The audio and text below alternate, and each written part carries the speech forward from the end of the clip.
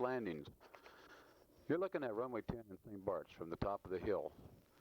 As you're looking down from the top of the hill, you're looking about maybe 150, 200 feet to the top of the hill. This is the approach into St. Bart's.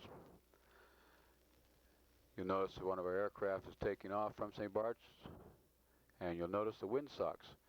The center field windsock is showing the winds that are different from the in windsock. As our aircraft takes off, you'll notice two markings. The runway 10 marking, which is displaced threshold, is 1,700 feet, and the other markings, which represents what we call our go-around point. Now, if you look at the windsocks on the center field and the in, you'll see that there's always a difference in the wind. Generally not always the same, but most days it's pretty much the same. But some days you'll get a complete different wind. This is just a small indication of what you might expect. This is a center field wind is right down the runway almost, and the end windsock tends to swing out of the north. The winds get quite gusty, as you can see from the windsocks here. You see the wind on the end of the runway is slack. The center field is pretty gusty.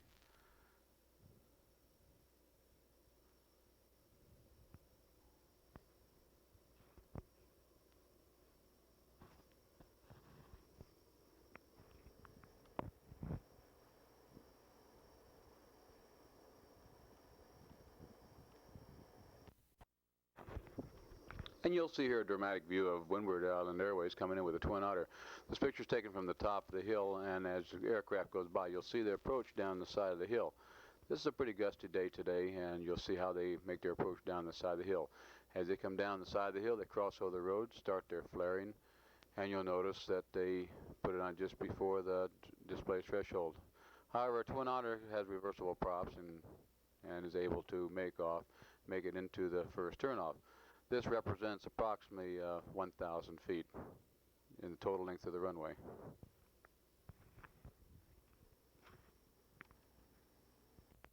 And this is another picture of a Islander coming down the side of the hill.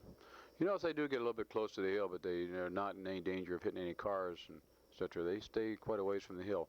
And if you keep lined up with the runway, you'll notice in this picture, I'll run it back just a little bit here, that they are, even if they're lined up with the runway, you notice that they are capable of missing the hill with great ease. You see that?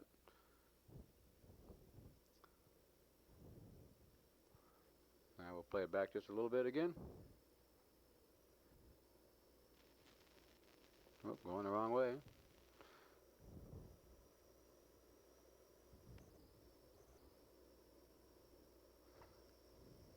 Okay, as we go down the hill, you see there is plenty of room. Even a larger airplane like the Islander, its wingspan is a bit more than an Aztec, and if you keep lined up with the runway, there is no reason why that you have to worry about hitting the hill.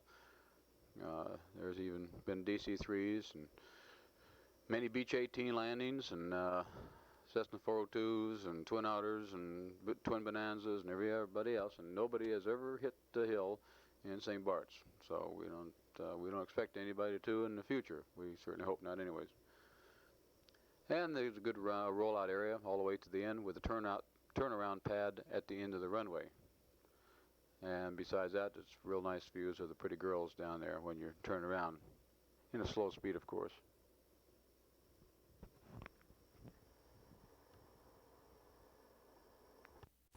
This shot is taken from the top of the hill as we pan down the side of the hill. It's on the side off to the side.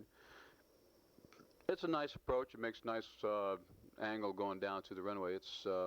It does create some wind hazards when the wind's blowing real hard. You will get updrafts and some wind shears if the wind is start to swing out of the north or out of the south. Of course, the ideal situation is a direct headwind.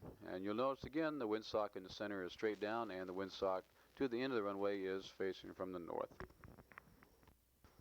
Okay, and this is another side of the view. This is sort of halfway down the hill picture. This closing in on the runway. This is a displaced threshold. You'll see at the bottom where it says 10, and the marks up above, just past the turnoff point, is is what we call the go-around point. Now, that's approximately 1,000 feet from the end of the runway. And theoretically, you can take off from almost a standstill from that center field mark. And if you are not down, touchdown, and slowing down by. Okay, how are we on an approach into St. Bart's now? You'll notice the runway. You'll notice the three houses on the hill behind the runway. Those three houses lined up with the runway through the center of the hill keeps you lined up with the runway. You can see those three houses a long ways out, actually, before you see the runway. When you see the top of the hill and the little slope, like a little valley, keep the valley lined up with the three houses when you're on your long final, and you will keep lined up with the runway. As you approach into St. Bart's, you'll be at approximately 1,000 feet at the outer rock, which time you put your gear down. That's 1,000 feet on the outer rock when you put your gear down. That's what we call gear rock.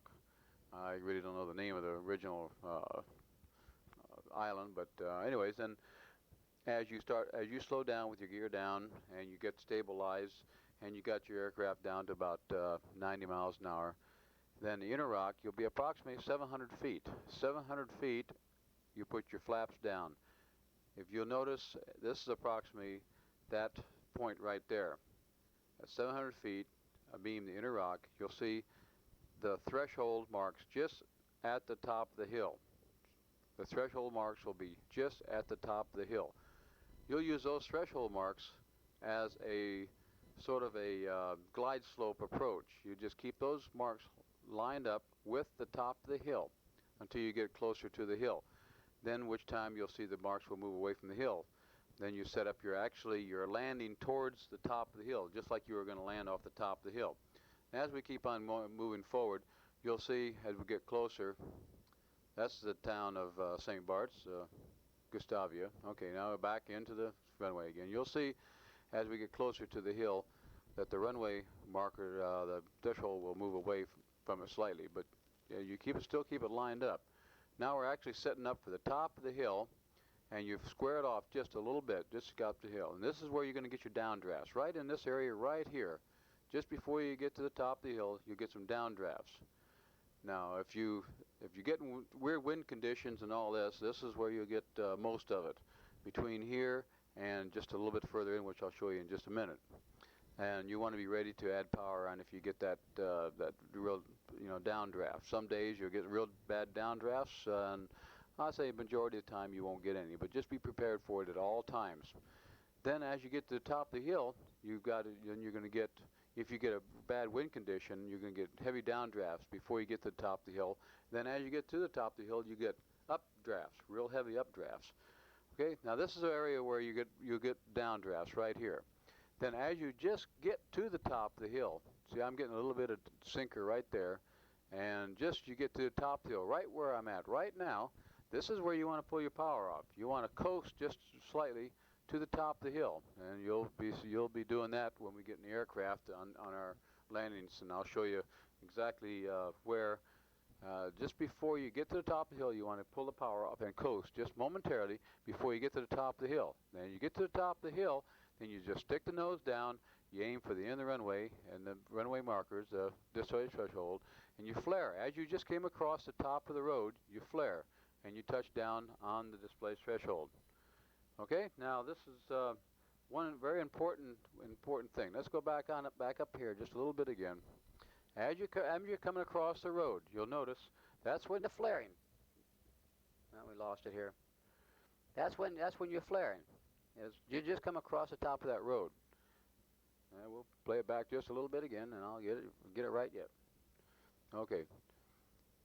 Coming to the top of the hill, you stick your nose over, start going down the side of the hill. Now you notice the road there, right? This is where you start flaring. Just as you start crossing this road, you'll start flaring right in this area. Okay? You'll notice that as I cross that road, the nose starts to come up. Okay?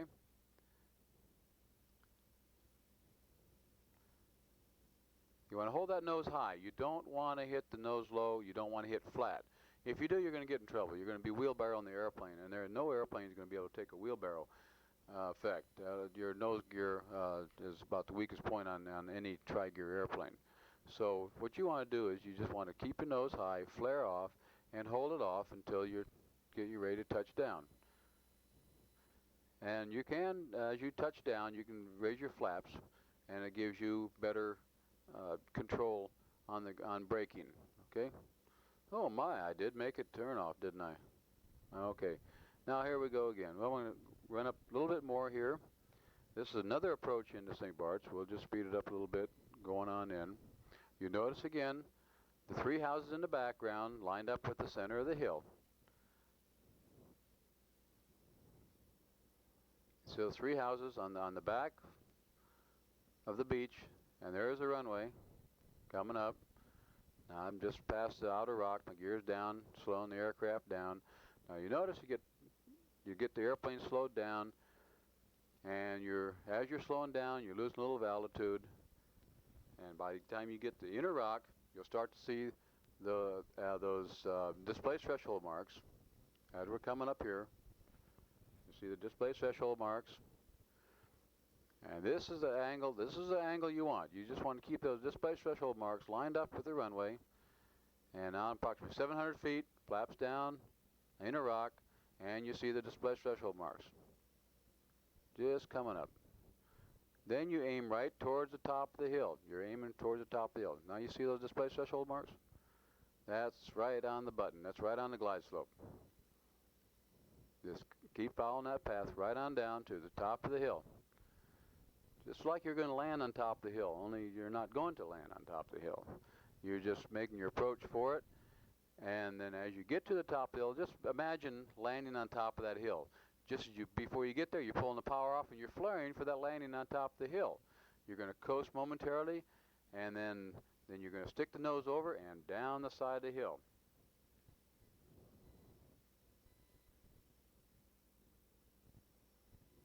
I see the nose comes up slightly. I'm squared it off a little bit. There it is. And power off, and the nose is down, coming down. There we go. Nose comes down, you go down the side of the hill, and again, as I cross the road, you start flaring, okay?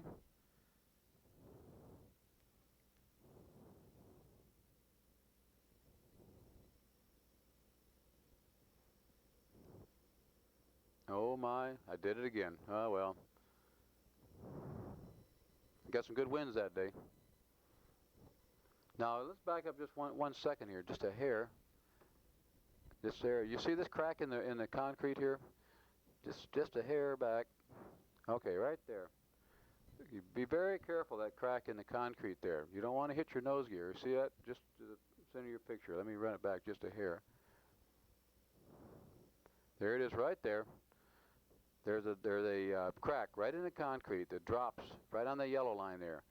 Do not catch your nose wheel on that crack. There's about a 3-inch lip there, and you could possibly damage your nose gear with that crack, okay, as you're taxiing in. All right, let's go back and run through this whole thing one more time on the approach. Okay, now we'll just start right from about the center island, about the inner island right here. Okay, see, you got the runway marks lined up. Hold it for the top of the hill.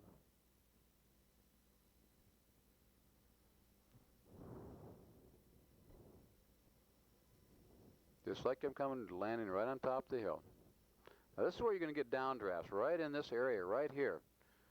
But don't forget, before you get to the top of the hill, just before you get to the top of the hill, about right here, it's power off, and you coast.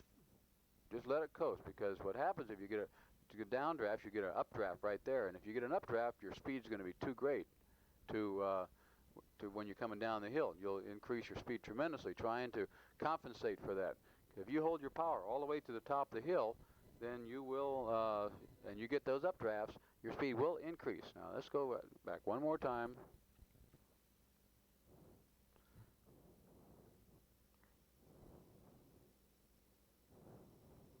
This is what you're looking for on your approach. Downdrafts right in this area. Then just before you get to the hills, you'll get a null. And I've never had a downdraft on top of the hill, but I've sure had some bad updrafts. So just before you get to the top of the hill, right in this area, power all the way off, all the way back against the stops, and then coast momentarily. And then just as you pass the top of the hill, you stick the nose down, you come down the hill, and you start flaring just as you get over the over the road. Just as you get over the road, you start flaring. Okay? Don't forget, nose up. Keep that nose up until you touch down, and then drop the nose down. Okay? Always want to keep that nose up on your landing.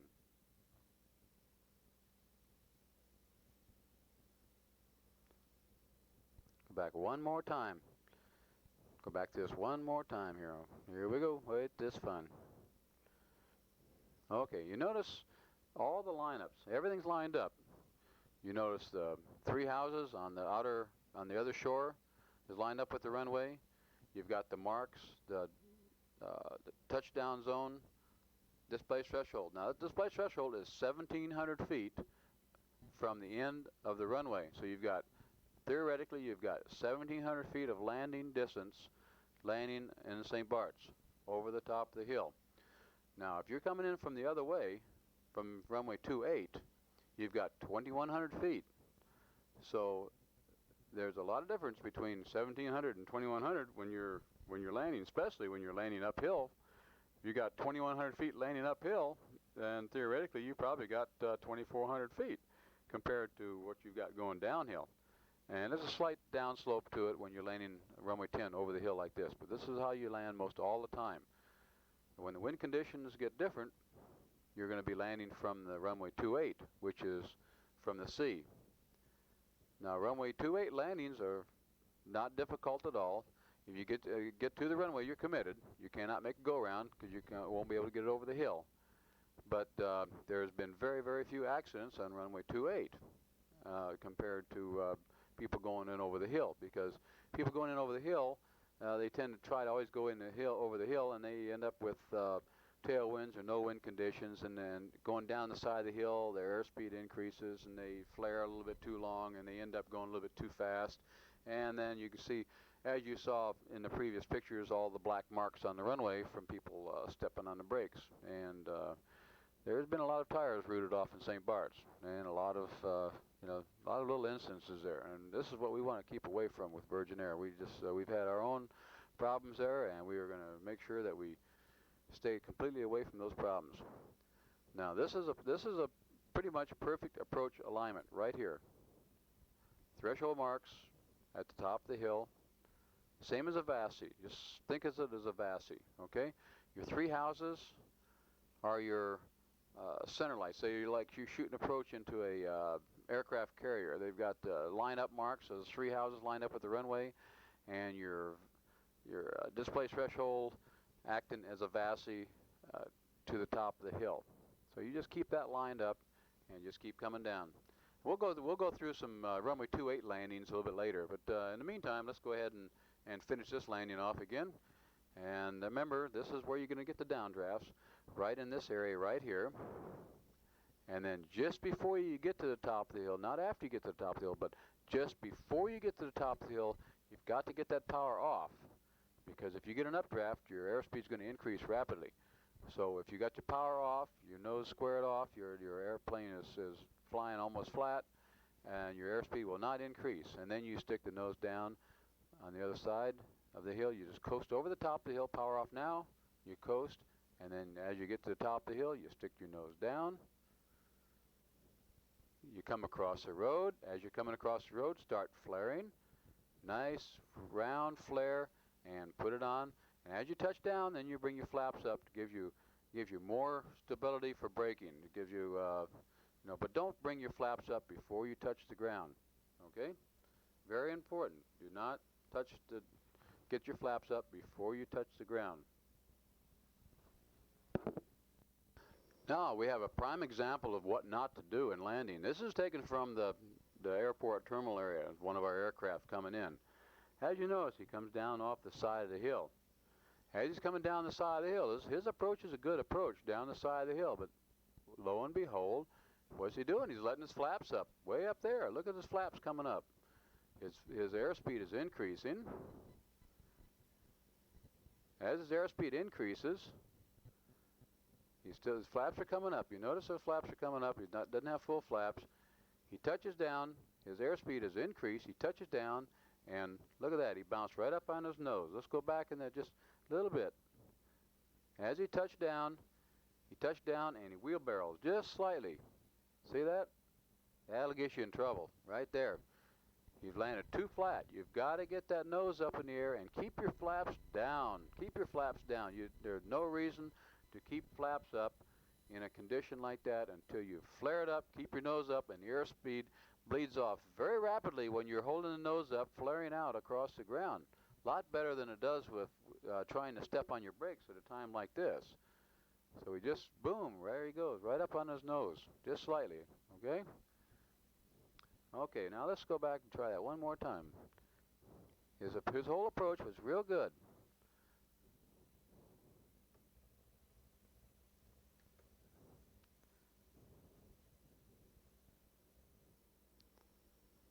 And I'll go back one more time. I'll get it right yet. There he goes. Notice he'll just, flaps are coming up way too early. Boom, comes right up on the nose. Main gear's up off the ground about, okay, now we're going to go into one more landing here. We'll just speed up the approach. Now you notice again, 3 houses lined up. The runway markers lined up. These are all different approaches now. Every one of them are identical. This is what you got to achieve. You got to achieve identical view on your approach. If it's not the same, if it's something different and you don't feel it's right, get the heck out of there. Don't land the airplane. Just go ahead and make a go around, come back in and line it up again. You notice the display threshold at the top of the hill. This is a little bit lower approach than normal, but this is an Aztec compared to the 402, but it's just right on still the same thing. As you get to the top of the hill, power off right now. You coast just slightly. You notice the nose goes up just slightly, scores off. As you pass the top of the hill, the nose goes down. Come down the side of the hill. Come across the road, flaring. Okay, and just hold it off. There you go. Touch down, and your flaps up. And that gives you much better braking right there. Let's go back over that one again. Okay.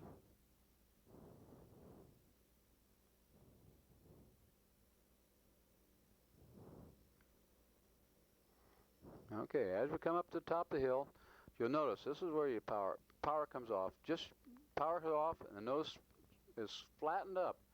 Airspeed bleeds off a little bit, and then you stick the nose down the side of the hill. There you go. And you rotate. Just you're coming over the top of the hill, and you notice the nose is slightly high. Touch down your mains, and then the nose comes down and touches down.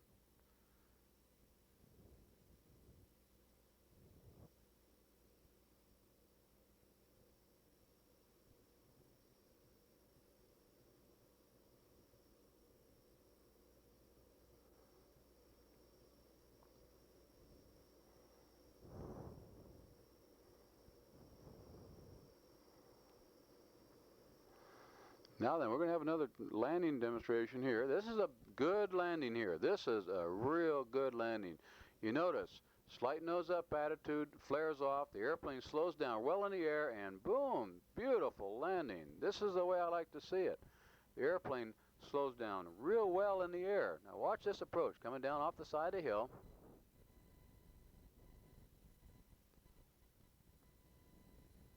A little bit past it, there we go. No, see, he's coming down the side of the hill. Keeping his flaps down this time. This is the same pilot. He's got plenty of clearance coming down the side of the hill. You're not going to hit a car. You're not going to hit the hill. And you notice he's flaring off. Just as he goes past the road, he's flaring off. He's holding that nose up. Keeping those flaps down. Let the airplane settle down. All slow down now. You notice the main gear is touching down. And then the nose is touching down. That is a nice landing. That's what I want to see. You're right on the numbers. You got plenty of room to navigate. If something happens, if he has a flat tire or he loses his brakes, he's got plenty of time. Now look at that windsock down at the end of the runway down there. Look at that. He's got the wind's coming right out of the north there. Let's back up a little bit and look at that center field windsock here.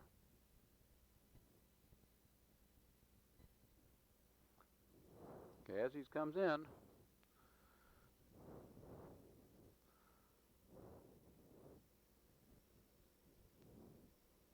look at that windsock, right straight down the runway, okay?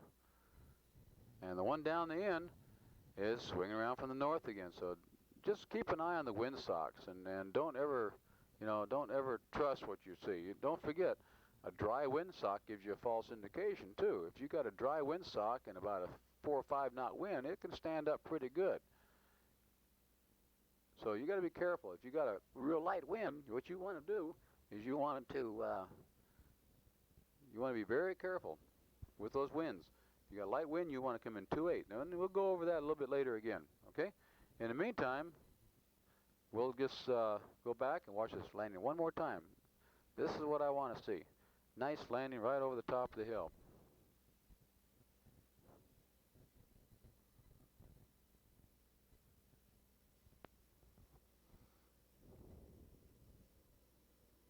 Nice flare. Right on the numbers. Beautiful. That is a lovely landing. Slightly nose high. The airplane, if you notice the difference between that landing and the previous one we just showed you. The different techniques.